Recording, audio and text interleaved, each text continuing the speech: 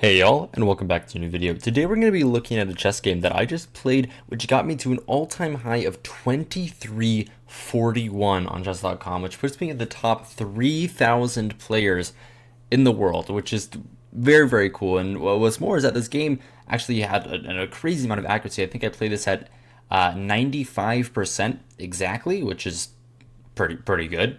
And I managed to beat someone who had beaten me earlier on, this woman's FIDE master. Either way, let's get into the chess. So I start off the game with pawn to d4. My opponent decides to go with knight to f6, and I play the simple move bishop to g5, which is the line that I normally play. It's a little bit off kilter. Some players don't really know what to do against bishop g5, and that's kind of why I play it. It's part of the reason, and also it gets into some really nice dynamic play with some knight d2 lines, which is something I also like to play. But in this game, after the move pawn to d5, the move I normally play is this move knight d2, which if you've seen this channel before, you'll know that this is a move I play pretty often, and we get into some crazy stuff. But I decided that for this game, I was simply going to be a little more positional, and I decided to play the line with bishop takes f6, which is another very, very interesting line. And my opponent takes back with the e pawn, which is something she can do. You can also play this move g takes f6, which is very, very reasonable. But I think that this line, I really like this line for white. Like, even though black is conventionally slightly better, I think it's really, really difficult for black to play, and white has a lot of easy moves, so white can get an advantage pretty strong. Like some line like e3, my opponent can try for like e5. I can immediately go with this knight f3, and a line that just gets black into huge trouble is this move like here. And this is already like a much better position for white, with white going c4 and knight c3. And this is kind of why I like this position. But she takes back with the e pawn, and now the ideas for white consist of me trying to go after this pawn, make it like an IQP, which happens pretty regularly in these lines, isolated queen's pawn. And yeah, black is just going to be defending that pawn, and normally white is the only one with any winning chances. Pawn to e3, bishop to d6, and pawn to c4.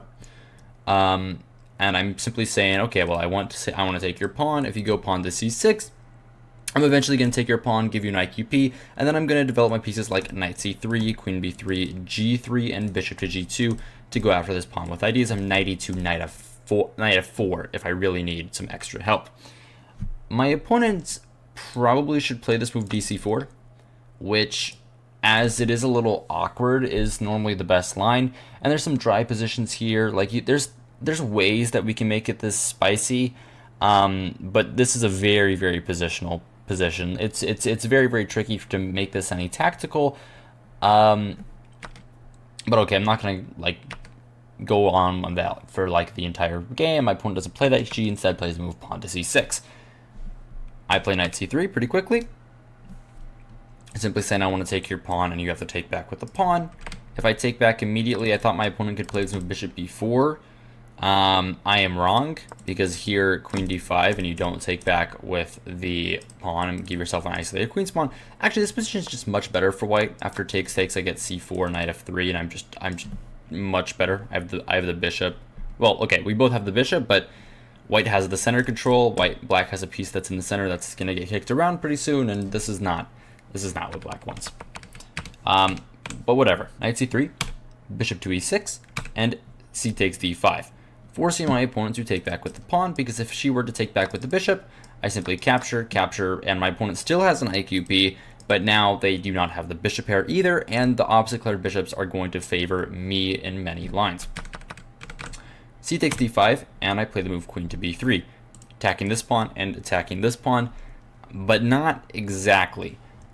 This pawn isn't really under attack, because if I ever take with the knight, this pin is going to be really annoying, so I can't exactly do that. I have to be really, really careful about when and how I do that. And this pawn over here, after my opponent's next move, well, they castle, but my opponent can play a move like knight e7, knight d7, for example, and if I take this pawn, my opponent can get immediate counterplay down the b file, and that's kind of why these pawns, these B and G pawns normally, are called poison pawns. So I'm not sure I want to take that one either, but really I'm just adding an extra layer of pressure to this pawn. Let's move queen b3. My opponent decides to castle after a little bit of thought. Actually, yeah, 20 seconds of thought, which is actually a decent amount. And if I were to take this pawn, which is the computer's top choice, I was getting a little bit worried because I've had positions like this where I take this pawn and then there's just a huge attack on the queen side and I get battered around and I just have a terrible position and I hate myself, and then I most likely lose. So I decided for this position, well, okay, I'll show you a bit of a line. Like knight, queen b7, I calculated this knight d7, queen a6 to get this out of the way with tempo. My opponent can probably play this move bishop to b4, I thought, and I'm not really too happy about this position because my opponent can like get some interesting play here. I thought that like there's some ideas like this and like queen b8 even, and like he's just gonna go against my pawns over on the queen side, and my king is like really weak here. Like this bishop has at least like 2 more moves before it can get out of the way and castle. I have to play like g3, bishop g2 with castles. That's 3 moves to castle, and I was just like, I don't want to play this position. This seems too dangerous. So I was just like, okay. After castles, I'm simply gonna play the move pawn to g3. This is my idea. I'm gonna go bishop g2, and I'm gonna put pressure on the pawn on d5. My opponent goes knight d7. I play the move bishop g2, hitting this pawn. If I take this pawn now, by the way, this is just even worse. Rook b8, probably black. Yeah, black is just much better. So I can't do that. Bishop to g2. My opponent goes knight to d6. Pretty logical, defending the pawn. If I take, there's still ideas with this bishop moving and the queen opening up and this pin being too strong, so I can't take now. And I decide to play the move knight g to e2, completing my development and getting the knight to defend the knight. Probably at some point I might want to play this move pawn to a3 and bring this knight over here, and maybe one day I can take this pawn. One day, if black isn't careful, I am going to be able to take this pawn, and it's going to be pretty bad for my opponent. And already my opponent kind of goes wrong here, I think, with this really interesting move pawn to a5, which is actually one of the computer's top choices, but I don't really like this move because I feel like you're destabilizing this knight on b6 a little too much. And there's always these ideas of like knight takes pawn, and this knight is going to be hanging right at the end of the line because I have 2 attackers and my opponent has 1 defender. So I wasn't too like happy with this move for my opponent. I just thought this wasn't very smart. And I decided, okay, I'm not going to spend too much time here. I can't take the pawn right away. There's some tactics here. I can't take the pawn right away. So I'm just gonna castle, and I'm gonna play a game of chess. I'm gonna go queen. I'm gonna go here, and I have this idea of playing knight to b5 at some point. Knight to b5, actually queen b5. Queen b5 is my idea. Like I want to get my queen here and put pressure here. So then when I take this pawn, there isn't gonna be a pin onto my queen because it's no longer gonna be there. But first, okay, my king gets out of gets into safety, as now there would just be no bishop to b5 check.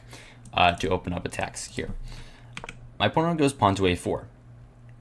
I play the move queen to b5, which is my idea.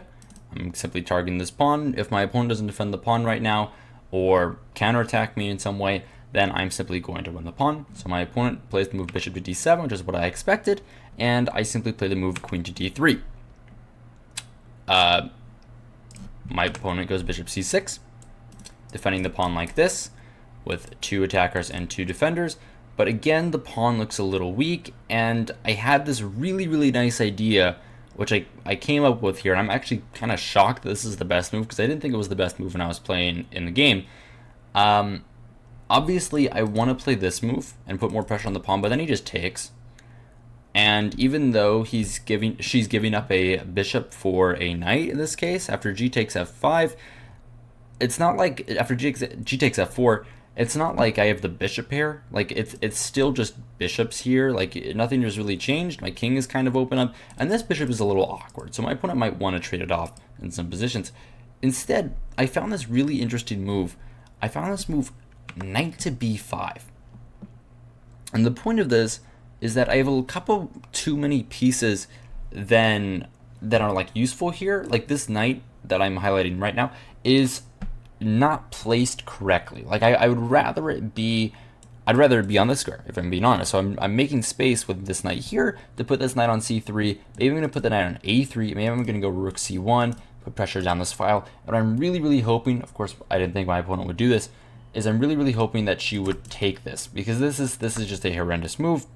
My queen gets active, and yeah, you can defend the pawn temporarily, but you can't defend the pawn. And I was hoping for that. Probably shouldn't have been hoping for that. I know my opponent probably is too good to fall for something like that, but I mean, whatever. I can dream, right? Instead, my opponent plays the move bishop to b8, which is pretty logical. Just coming back, doesn't want me to take their bishop in some cases, and yeah, pretty reasonable move, bishop to b8. Now I play rook ac1, which I thought made sense, just putting my rook onto the active c file, and I would be a liar if I fully calculated this move knight c. If I said I fully calculated this move knight c4, I didn't fully calculate this move knight c4. I got a little bit lucky that I don't just lose like a pawn here. But yeah, after knight c4, I do have tactics that work in my favor, and I am not losing anything. And my opponent goes for it, knight c4. And here's where I started to think. I have to figure out the tactics here. My opponent is threatening the pawn and the knight because she's blocking the attack of blocking the defense of my queen to my knight. So I have to do something about this. If I play knight ec3, which is actually the engine's top choice, I just thought my opponent takes the pawn and comes back. And I didn't like that position. I don't know why I would give up a pawn for what looks like no reason. So I thought of a better plan. I found the second best move, which is this really nice move, knight back to a3, which looks really awkward. Also, it looks like I'm just hanging a pawn. But first of all, if my opponent takes this pawn, I calculate that I have this really nice move, queen to b1, and my opponent's knight is simply trapped. It's simply trapped. The only move is c4, and after knight c4, pawn takes, bishop takes c6, b takes c6, and rook to c4. My opponent's pawns are the worst placed pawns ever. They're so bad. My next move is queen c2. I'm going to target both of them, and then I'm going to win them. I'm going to win both these pawns. I'm going to be up 2 pawns. I'm just going to win the game. So my opponent can't do that. My opponent cannot take the pawn. Also, if my opponent takes my knight here, I thought this wasn't a very good move either, because his knight is one of the only defensive pieces of this pawn on d5, and with that knight gone, I'm simply going to be able to play knight c3 and add more pressure. So now all my pieces have places to be. See, queen a3, my opponent does have some counterplay here, but let's say they do something random. I can already play this move knight c3, put pressure on the pawn. It does look like my queen is tracked, bishop b6, but I do have this move b4, which is kind of nice. I'm able to do everything properly, AB and queen b3, and I'm fine. A little bit scary, but it all works out in the end. And I just have more pressure on the pawn. My opponent doesn't have enough defenders. So that was my main idea. And my opponent realizes this. And doesn't want to take, and I don't blame them. It seems pretty bad if they take on a3, even though the engine actually wants them to take on a3, which is kind of crazy. I don't actually understand knight takes a3 at all. But okay, whatever. Knight takes a3 is the move. Instead, they play for this move, pawn to b5. And pawn to b5, I thought that pawn to b5 was a mistake. And I thought that it was a mistake for one pretty simple reason. I thought that I can take this knight. I thought that I can just take this knight. And the point is, you might think, that's a little weird. Taking this knight, I feel like your opponent can just go here, hit the queen. They have this 3-on-2 on the queen side in all lines. And normally 3-on-2 on the queen side is pretty strong in middle games. But we're quickly transitioning to an end game, and I realized that after knight c4, dc4, queen f5, bishop g2, king g2, my opponent's pawns are just so weak. You can't push this because of the rook c4 idea. And after queen b6, I thought that I might have this move knight c3. And if you push the pawn, I would have this move knight to d5, hitting the queen, the pawn, and my rook is opening up an attack on the pawn on c4. That's correct, except for the fact that it's not. After knight c4, d here, queen f5, bishop g2, king g2, queen b6, knight c3, my opponent has the very, very nice move that I actually saw during the game. I saw this after I played my move, rook to a5. And they just defend everything really, really stubbornly, and they're fine. They're actually slightly better, which is wild, if I'm being honest. I don't believe that at all, but okay, I guess I can't really argue with the engine. But we go down the line. Knight takes c4, d takes c4, and queen to f5. And I'm going after these pawns here. This is my opponent's strongest advantage of the game. Apart from this position, this is what they have. This is literally all they have. And what they have to do here, I missed this move too. They have to play this move bishop d7, which is really, really kind of nice. I would play probably something like queen c5, and it looks like the pawns are weak, but actually, I mean, after you move the rook, like rook a6, they aren't that weak. Knight c3, my opponent already has ideas like bishop d6 and queen d5, and like, I mean, like there's really a lot of ways for my opponent to create counterplay here. Yeah, it's already minus 1.5 after pawn to a3, and this kind of shows like black's position is still pretty resilient, which is kind of wild in this position. Anyway, my opponent doesn't do that. They go down the line with bishop g2, king g2, and queen to b6. And after knight to c3, which I played pretty quickly because this is my whole idea, they should play rook a5. They really should play rook a5. Everything else is much better for white. Rook a5 is the only move that actually keeps black in the game. And yeah, it's kind of weird, these lines after rook a5. Like the best move here for some reason is queen f3.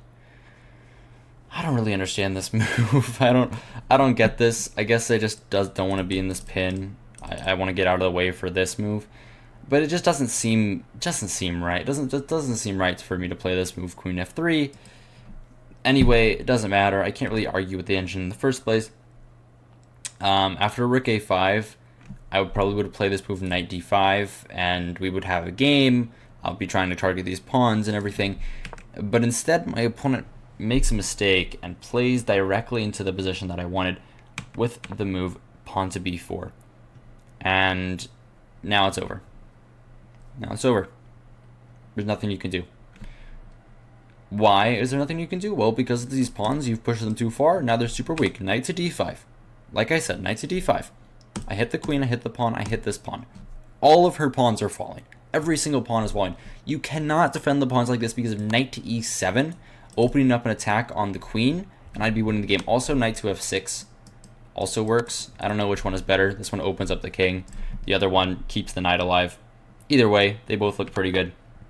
My opponent has to part ways with the pawn now, with queen to d6, which is a pretty accurate move. And I mean, I simply play rook c4 and I'm up a pawn. I'm just up a pawn, a clean pawn, and I have more pawns on the way. So it's pretty bad for my opponent. If she plays rook a5, I simply play knight takes f6 and I take the rook. There's no way for you to actually put pressure on my knight here besides rook d8, which doesn't shock me at all. I can just play rook c4 and I'm fine. Also, I can just take another pawn if I really want to. Probably I would take the pawn. My opponent plays pawn to b3, and I was calculating here. This is really funny. I was calculating here for a long time. I was wondering if I should play this move a rook c3, rook c6 now, or like after takes or after a3 or something. I was wondering that if I played a quiet move like pawn to a3, my opponent could probably like stop this move, could do something like maybe play this move like king h8 or something, so the knight doesn't have any checks. And I was a little worried about that. So I was like, okay, maybe I take, or I can just play it immediately. I mean, you're not really ever going to take. This pawn is just a liability. But this doesn't work. like if I play this move rook c6, I just lose on the spot. The idea is after it takes, I have this check of the queen and the king. But I don't have the check. That's pretty funny. Anyway, that didn't happen. I got a little lucky. Instead, I realized my mistake here, and I played the move pawn to a3 after a minute of thought, which is a lot. I shouldn't have spent that much time, but whatever. Pawn to a3, pretty normal move. This pawn is just a weakness on all lines. Pawn to g6. By the way, the reason why I didn't take, which I know some of you might be inclined to do, because after takes, I thought this pawn could be a liability, and black could probably get some counterplay on it in the future, and I didn't want to allow that. So, okay, pretty natural stuff. Pawn to a3. My opponent goes pawn to g6, and she simply misses the idea. Obviously, I was thinking about pawn to g6 here. Obviously, I was thinking about pawn to g6, and I just thought, okay, I'd play knight takes f6. It's a free pawn, and I go about my business. But my opponent clearly had an idea after pawn to g6. After pawn to g6 and a knight takes f6, she thought that after king to g7, my knight is hanging and my queen is hanging, and there's nothing I could do. But what she missed in this position was that after knight takes f6, which I played pretty quickly. Actually, I don't play that pretty quickly. I spent 30 seconds on it. Kind of crazy. After knight takes f6, king g7, I can just like move my queen. I have this move queen f3. I have this concept, queen f3. It also works on either of these two squares where I simply attack the rook. And if you take, I take your rook. And there's nothing you can do.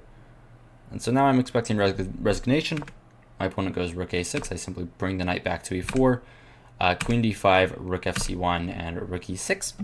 I put the knight on c5, attacking the rook, doing everything properly, and my opponent is lost in this position, so this doesn't really matter, but she plays rook f6, and I simply take the queen.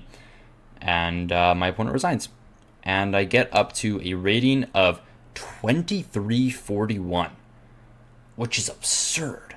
That's a crazy rating. I have never even had anything close to that, really. I mean, I hit this past like little week. I've been on a heater. Like I've been going crazy. My rating's going up. 2350 is soon. 2400 is coming soon. Life is good. Anyway, that's all I've got for you today. Hope you guys enjoyed. Hope you guys found this entertaining, instructive, all of the above. If you did, remember to like, subscribe, do all the normal things YouTubers tell you to do. And yeah, that's it. Good evening and good night.